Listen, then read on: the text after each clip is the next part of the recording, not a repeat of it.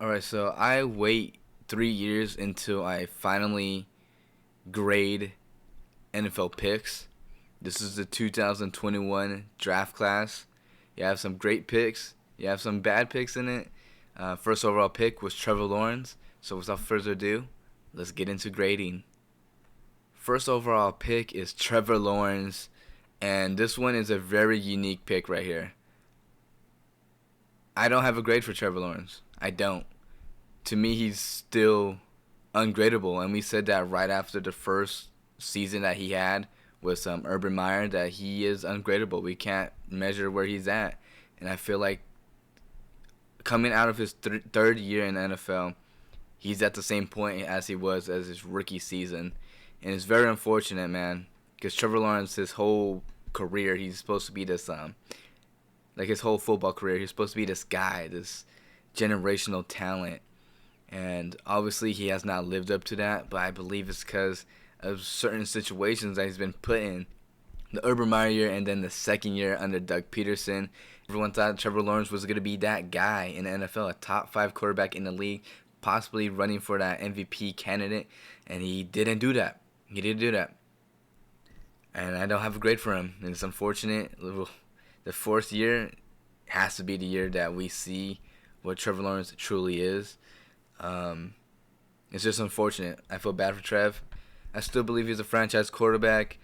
Hopefully in his fourth season, he could get it right, So right now, I don't have a grade for Trevor Lawrence. I feel like he's a little bit unique to from other players.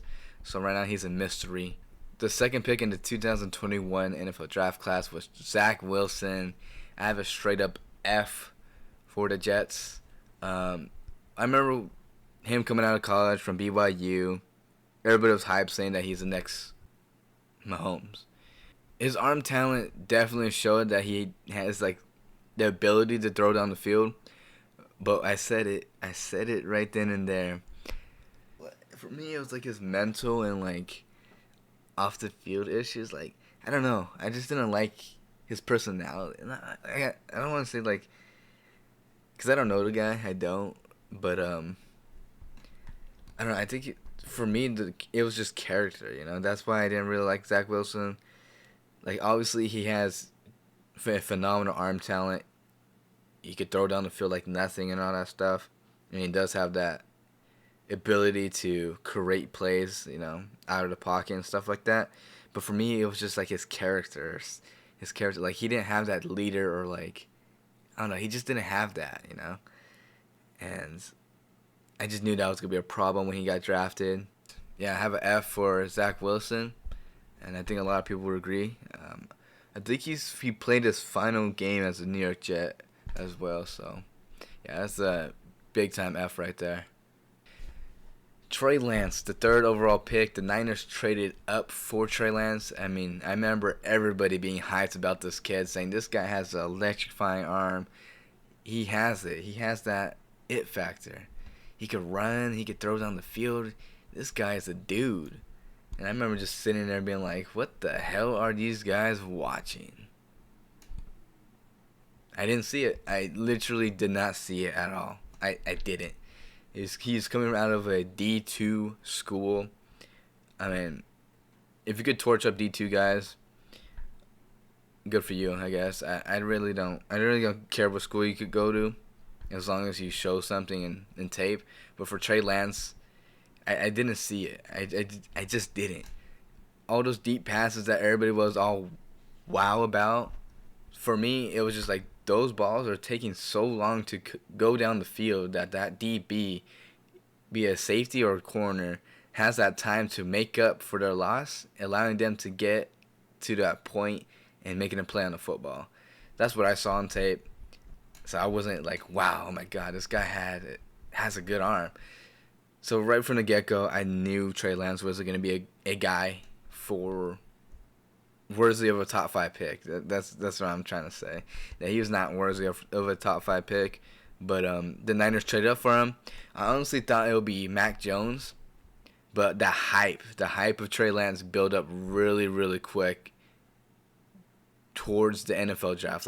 A week out, the hype of Trey Lance he skyrocketed, And the Niners, I felt like, got all those medias and all those other people that are talking about Trey Lance, Trey Lance, Trey Lance. He's that guy. Got to the GM Lynch, and he made this mistake of drafting Trey Lance when he should have drafted Mac Jones, who could run that system very easily. And yeah, so Trey Lance to 49ers, that is a fat F right there. They traded him to the Cowboys. Um, yeah, maybe he'll take over for Dak Prescott. Kyle Pitts, I gave him a C. Not because he's not talented or anything like that. It's because he keeps getting injured. And I feel like at the same time, his injuries is the play calling as well. The play calling doesn't help him at all. He's this guy that's literally a receiver playing as tight end. So he can mix them up and like get those mismatches and stuff like that. You can have a field day with your formations and stuff like that. You can do anything. And I feel like the Falcons haven't done that. So this is not on Kyle Pitts. I feel like it's just on the Atlanta Falcons not giving him enough, and obviously his injury. So I give him a C, but he is a very talented tight end, and hopefully he could get an offensive coordinator that could help Drake London and Pitts, B.J. Robinson. You have guys on that offense. You just need a really good quarterback, and in this draft class coming up, I hope they pick one. I hope they pick one because they've been doing that the past couple of years. They pick Kyle Pitts, they pick Drake London, they pick B.J. Robinson. So it's now you got to pick your quarterback. And I have Penix falling to them. But Penix's stock, he might be rising. So he might not be there. But any quarterback in the top 5, I take them. I like all of them. Except for Mayo a little bit. Mayo's kind of a question mark for me. I mean, he's coming out of North Carolina. North Carolina don't really have a huge track history, but eventually one of them has to hit, and Mayo's most likely the one that's gonna do it. But for me, I'm not a huge fan of Mayo, so it is what it is. But any of those quarterbacks in the top 5, the Falcons have to draft, and I feel like they will, because that's what their track record is: offense, offense, offense. They got their tight end, they got the receiver, they got the running back. Now it's time for them. So go get that quarterback. All right, the Bengals drafted Ja'Marr Chase. I remember this one was a huge, not necessarily controversy, but like, do they pick a lineman? Do they protect Joe Burrow? Do they get his boy Ja'Marr Chase? And boy, has it been great for the Bengals organization. Not for really Joe Burrow, because he has been banged up a little bit. He has been hit and stuff like that. But picking Ja'Marr Chase, he got you to the Super Bowl. His rookie year, he was literally unguardable. At times, he literally was mossing the crap out of Chiefs cornerbacks. And like he said, he's always open, and that is kind of true at times. But, yeah, Ja'Marr Chase is one of the top receivers in the league. So that's a great pick. And he's Joe Burrow's boy, so everybody's happy. And, yeah. Next pick, Waddle. I give it a B, not because Waddle is not, this guy. Because he is a guy. He's a speedster, makes plays down the field all the time, great after the catch. But it's because of his injury. And then everybody was talking about Ja'Marr Chase or Sewell. I apologize if I'm saying that wrong. I mean, I probably am. But it really should have been the Dolphins or the Lions, Waddle or Sewell. Imagine if the Dolphins got that tackle. They would have had a legit franchise tackle right there, where James Waddle he's a great receiver, but is he reliable to be on the field all the time? So to me, that should have been talked about more. And then the Lions, they drafted a franchise tackle. He was at one point a left tackle at guard. Like, he was struggling early in his career, but he found his spot at right tackle, and he's that guy. So a great pick by the Lions. One of the few franchise draft picks in this draft class. And then we got J.C. Horn. J.C. Horn is a guy. He's a guy, but I'm giving him a C because injuries again. But injuries is even worse for him. He got to stay healthy, man. He is a phenomenal corner. It was either J.C. Horn or Patrick Surtain. J.C. Horn goes first, and Patrick Surtain, he's been a phenomenal corner in the league. Jason Horn has that potential to become that guy, but injuries again, injuries. So that's why I got him at a C. Phenomenal corner, but it's just he got to stay healthy, man. And then right after Patrick Surtain goes, he's been a phenomenal corner in the league. In my opinion, he's the best corner in the league. Obviously, Sauce Gardner is that guy as well, but I believe Surtain is better. Or the Philadelphia Eagles, they selected Devontae Smith out of Alabama. He's been great for them. The Slim Reaper has done this thing for the Philadelphia Eagles. Even with his weight, I mean, that was a big question for him coming out of college, was that weight. I believe he weighs like 155, 165. I mean, he's not a big guy, but he has shown that he could take over games. For example, that playoff game against the Bucks this year, he took over that game. Now the Bucks did smash on the on the Philadelphia Eagles, but he did his thing. You know, he gave him everything that he had, and he was he was that guy. So I give the Philadelphia Eagles an A for Alabama. All right, Justin Fields out of Ohio, the Bears selected him. I give them a B. Justin Fields hasn't been all too great. You know, he struggles passing the football, but he's great running it. He's made highlight reel plays. He just hasn't won any games for the Chicago Bears. Fumbles a lot and makes turnovers. So I give the Chicago Bears a B because he's a solid player, just not a player that you want as a contending team. As a rebuilding team, yeah, because he's gonna sell seats because he's gonna be entertaining. He's gonna make some crazy plays, but contending team, I don't think you would want him. And then was the best pick in the 2021 draft. Dallas Cowboys select Michael Parsons out of Penn State. He was a middle linebacker coming out. Did phenomenal at the combine. Had his great tape at Penn State. The Cowboys ended up moving him to edge. Phenomenal move. He's been a scary edge rusher. He has a great get off. Gets around people and he can overpower people as well. This guy's a total package. He should win Defensive Player of the Year pretty darn soon. The Los Angeles Chargers selected Slater. I give him an A+ because when this guy's not on the field, that offense just doesn't look the same. Passing the football and running the football, they just don't look the same. That Jaguars game when he got hurt last year, when he went out, the game was over at that point. And that's when the Chargers basically just started falling, Herbert was hurt that year, and then Slater going down. Just wasn't going to happen for them that year. And then the Chargers this year obviously didn't live up to anything as well. So A+ for the Chargers because he is a franchise guy for them. The Jets, they selected Tucker out of USC. I give him a B because Tucker is a talented offensive lineman, but he just has been injured. He's been injured. He just hasn't been on the field for them. So when he's on that field, he makes a huge impact, just like Slater, but he's just missed way more games than Slater, like way more games. Mac Jones out of Alabama. Patriots selected him was the 15th pick, I believe. And I give him a D- with that. I remember, how could these GMs let Mac Jones fall to the Patriots? How did we do that? They got a guy that could replace Tom Brady. Unfortunately, that hasn't been the thing. Obviously, replacing Tom Brady is something you honestly probably won't be able to do because Tom Brady's one. There's only one Tom Brady, His best season was definitely his rookie year. He had like a 92 QB rating. He had 22 touchdowns and 11 or 13 interceptions. I don't remember. It's one of those two. But that was his best season.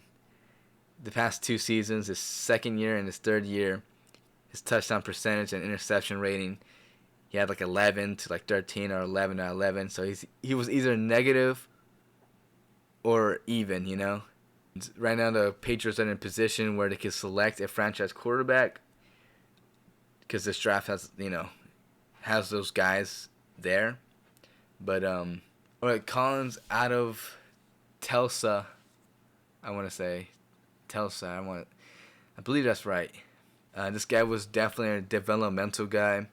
Rookie year, special teams guy. Second year, he had 100 tackles. You loved to see that. But then his third year, he dropped off. So a little bit inconsistent C from him, so I give the Arizona Cardinals a C. He could definitely go up though, but as a third year in the league, I give him a C. Alex Leatherwood going to the Raiders was a complete shock to everybody, and everybody knew that it was a terrible pick from the Raiders. This was the Gruden Grinder era, and it was a horrible pick, man. I feel bad for Alex Leatherwood because he literally was talked about a lot right after the draft, and then obviously him not succeeding in as a Raider. So I feel really bad for him because I had him personally ranked day 2 guy basically, and then moving him to guard. It's just a terrible pick for the Raiders, and that's an F. Jalen Phillips coming out of Miami, B plus, could be an A. Injuries, but when he's on the field, he's definitely makes a huge impact. That playoff game against the Chiefs, you definitely needed him in that playoff game. Mahomes had no pressure. It's just unfortunate that he got hurt towards the end of the season. The Washington Commanders or the Washington football team selected Davis out of Kentucky. He was one of my guys coming out of this draft class. Didn't have a great rookie year. He struggled all around. But his second year, 100-plus tackles. Played great. He played great this season as well. Hopefully he can continue that. But I'm going to give him a B as of right now. But he for sure should be that guy for the Washington Commanders. All right. The New York Giants, they selected Kadarius Toney. Kadarius Toney was supposed to be that guy. And just a playmaker, Just you can do anything with him and he'll make plays. But injuries, and then ended up trading him away to the Chiefs. He hasn't played great for them. Obviously, he's famous for the offsides. The Indianapolis Colts selected Quinn Pay from Michigan. This guy was a developmental guy coming out of college. And he's done that. His numbers have gotten better every single year. All right, for the Tennessee Titans, they selected Farley out of Virginia Tech. This guy was, again, like Trey Lance, he was hyped up big time coming out of the draft. That he was going to be that guy. He obviously has not lived up to that hype at all. It's a straight up F.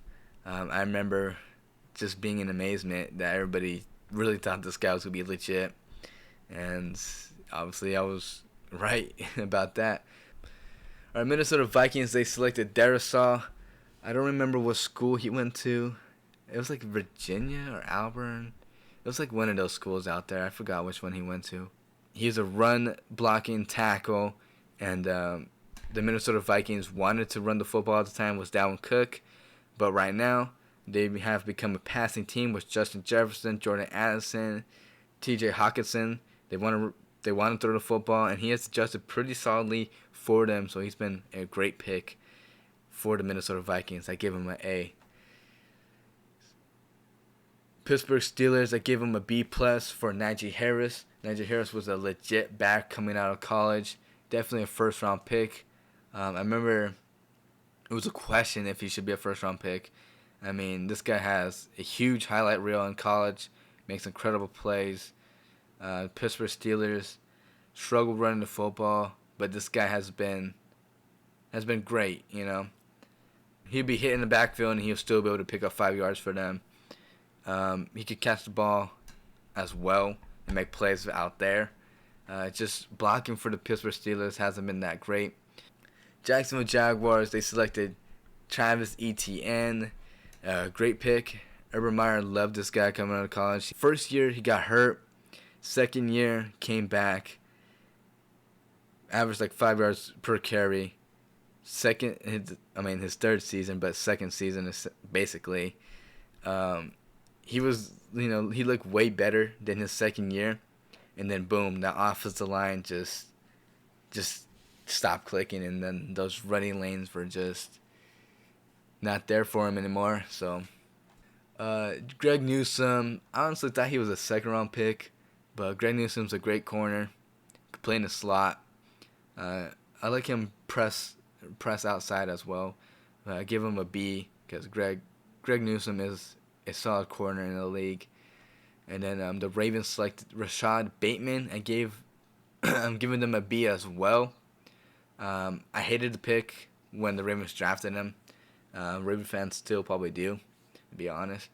Um, Injuries has been his thing too. A lot of injuries for a lot of these players, to be honest.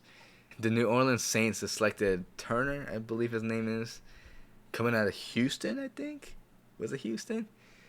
I hated his pick. I hated his pick when they selected him. Um, who was it? One of the draft guys. I don't think he liked it either, but he was trying to back him up. But either way, it's an F for me. This guy hasn't been. He hasn't been any game changing for the Saints or anything like that. So it's an F. Uh, Eric Stokes from Georgia. I remember in the draft it was obviously it was Surtain or J.C. Horn, and then everybody else was up for grabs. And my third ranked corner out of this draft class was Tyson Campbell, and ironically he was injured, so I'm giving him a C minus because of injuries. I think he's a good corner, a guy that can make plays, but injuries, like the time that the Packers need him the most, like this season or this past season, he wasn't there, so I give him a C minus. Greg Rasul from Miami. This guy was. I love this pick. I love this pick when it happened because Greg Rasul was a developmental guy. He was a guy that was very raw, didn't play that much football, but he made some plays at Miami and he showed some flashes. And the Buffalo Bills, for me, was a perfect spot for him to actually develop his skills, learn some new stuff, and just get better. And he's kind of done that, but he's kind of been inconsistent, so that's why I have it as a B plus. But he is a legit guy, so a B plus for the Buffalo Bills. He just need to be a little bit more consistent, but he is a legit guy for that team. I legit forgot his name. I want to say his name's Awu from Penn State. He's an edge rusher, but I gave it a B, but it could be a C plus or a C. He gets pressure on the court. Like those first 2 seasons, I don't know if he was hurt this season, or if they were just rotating more guys this season. But he was getting pressure on the quarterback his rookie year and his sophomore year. But this third year, I think they just were rotating more people. Vanoy, Clowney. That's why I have him as a B, but he could probably be a C plus or something like that. But I played it safe, so I gave him a B. Alright, the last pick of the first round in the 2021 draft is Joe from Washington. I hated this pick because there was plenty of other guys I felt like the Bucks should have selected. I just think he was not the guy, and he's kind of like I don't know, he's not that impactful. I don't know. I have him as a C minus. All right, moving on. These are picks outside the first round that are phenomenal picks. Starting off with the Miami Dolphins. This is early in the second round, selecting the best safety in the draft class. That's Holland. He's been a guy for the Dolphins. He's the A plus, best safety in the draft class. Our next one is Eric Dickerson from Alabama. He was one of my guys out of this draft class. Phenomenal pick for the Philadelphia Eagles. Got their franchise guard right there. Big pick right there, A plus. And then Asante Samuel, he's one of my guys as well.